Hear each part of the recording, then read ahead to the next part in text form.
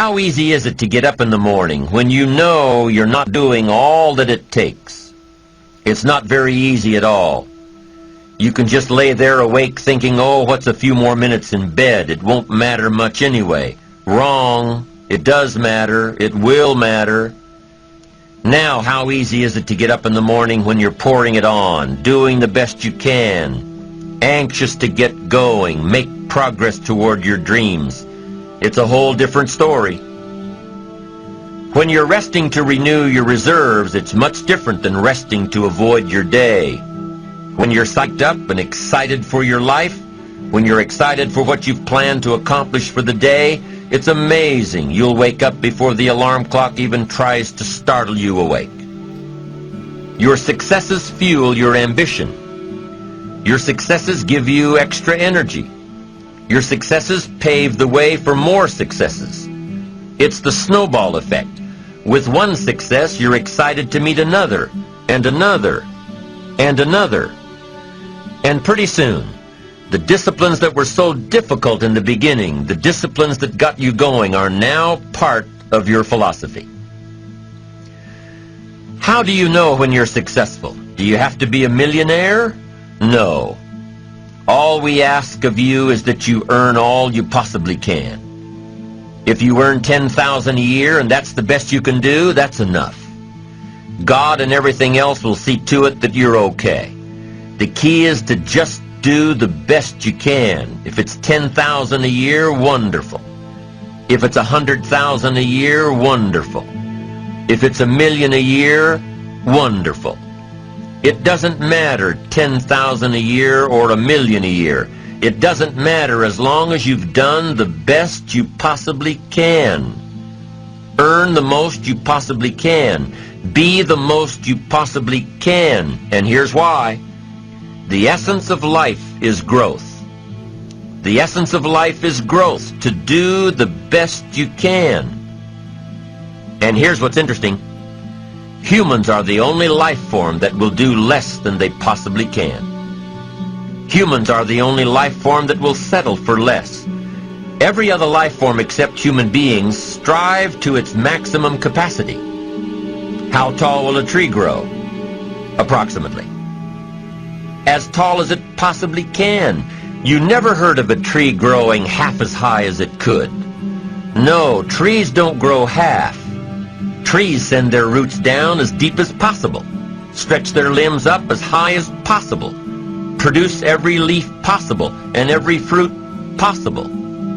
As a matter of fact, you never heard of a human physically growing half. We keep growing until we're done. Now that's a part of life we can't control. It's genetically coded. And that's probably why we keep growing till we're done. Because we can't control that part. It's the rest of our growing that we control. The growing of our minds, the expansion of our minds, that we can control. And that's what tends to get away from us. All life forms inherently strive to their max except human beings. Now, why wouldn't human beings strive to their maximum possibility? Here's why.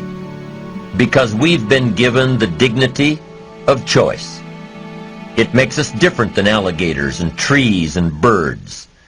The dignity of choice makes us different than all other life forms. And here's the choice. To become part of what we could be, enough to get by, or to become all that we can be. My best advice for you is to choose the all. Earn all you can, make all the friends you can, read as many books as you can, develop as many skills as you can, see as much as possible, do as much as possible, make as much fortune as possible, give as much of it away as possible. The max. There's no life like it. I'm telling you, once I got on track, I've never looked back. Pick up the challenge. Go for it. Take the best of the two easies. Take the route of it's easy to get ahead. It's easy to do all you can. It's easy to succeed. It's easy to have financial freedom. The more you do, the more you get. So the two primary benefits of positive reinforcement are, number one, to build good habits, and number two, to create more energy to fuel your ambitions, your desires, your achievements. How can you isolate what's working for you and what isn't? How can you make sure that you are reinforcing your positive disciplines? Well, if it isn't apparent, easy to see right away, if what you're doing is happening in such small increments that you're not sure if you're on track, then you need to be writing it down. You need to keep a journal anyway. But if you really aren't sure that what you're doing is making measurable progress, you need to keep a written record. You need to write down everything that may be relevant in your day. What you did, who you saw, what you felt, how it may or may not affect you now and in the future. The best way to track your activities of the day is to write them down. The best way to track your activities of the week is to write them down. The best way to analyze your progress through the year is to have written it down. Why? So you can look back on it. Because by keeping a written record of your life, you will be more accountable. By putting into writing the action steps that you have planned, you will easily see what works and what doesn't.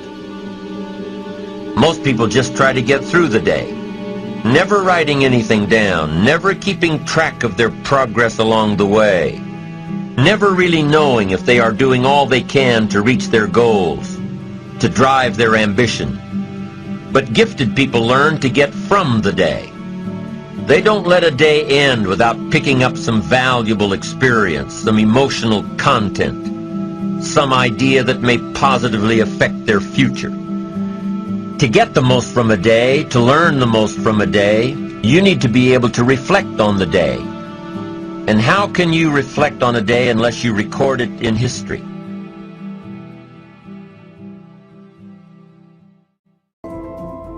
This is a very, very important piece to success. It's a principle of success. Every wealthy person knows this. I don't know nobody wealthy don't have a vision board. I don't know nobody wealthy don't have their stuff written on a piece of paper. I don't know nobody. I know a lot of people doing good. We have discussed it at great lengths. They've showed me some of their vision boards that I had to go back and change mine. I went, whoa, whoa, whoa. But you gotta have a vision board, it's gotta be written down. You know why? Because that's a scripture too. Habakkuk 2:2. Go, I know where this one at. Habakkuk 2:2. Go home and read that one. It says, write the vision and make it plain, so that he who reads it will run to it. And even though it tarry, that means take a long time, wait for it, for surely it will come at an appointed time. Man, I'm telling you real now. What I'm telling you works. This ain't no magic trick. If you up your ass and you write everything you want from God on a piece of paper, now here's the exercise I want you to do. This gonna trip you out. Write everything you want from God on a piece of paper. Be as detailed as you can. Write it down. The object for you is to write down 300 things, because I know 300 things that you could use. It's gonna be hard for you. When you get to number 75, you're gonna get stuck, because your mind isn't conditioned to think way out there. So you're gonna try to stay in your little list. But I want you to just open up your imagination. If you could have anything you wanted, put it on a piece of paper. Anything. How many cars? What kind of car? What color? Where you want your next house to be? Do you want a summer home? Where you want to travel to? How much you want in the bank? How much would you like to have to retire? What you want to leave for your grandkids? How much would you like to give all your siblings? Would you like to one day walk in there and just give all your family a check? Put everything you want on a piece of paper. Do not stop until you have 300 things.